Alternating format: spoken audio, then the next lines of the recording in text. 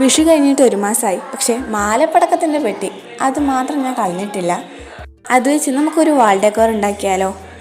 നിങ്ങളുടെ കയ്യിലുള്ള കാർഡ്ബോർഡ് ഓടിയെടുത്തിട്ട് വായോ. എന്നിട്ട് അതിൽ ഇതുപോലൊരു വട്ടം വരച്ചെടുക്കാം.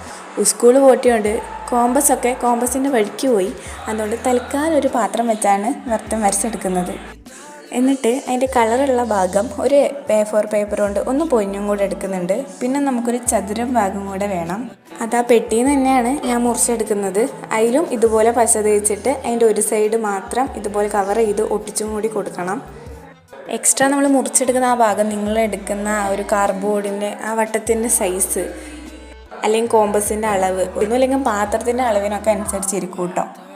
അതുകൊണ്ട് തന്നെ ഇതിന് പ്രത്യേക ഒരു അളവും കാര്യങ്ങളൊന്നും പറയാൻ പറ്റില്ല. ഇനി ഇതിനൊന്ന് പെയിൻ്റ് അടിച്ചെടുക്കുക. എന്നിട്ട് ആ ചതുര ആ വൃത്തത്തിന് ഇതുപോലെ ഒട്ടിച്ച് ഒരു ക്രോഷറ്റും കൂടി ഒടിച്ചിട്ടുണ്ട്. സാധനം വാളിൽ ഹാങ് ചെയ്ത് എന്ത് വേണേലും വെച്ചോളും.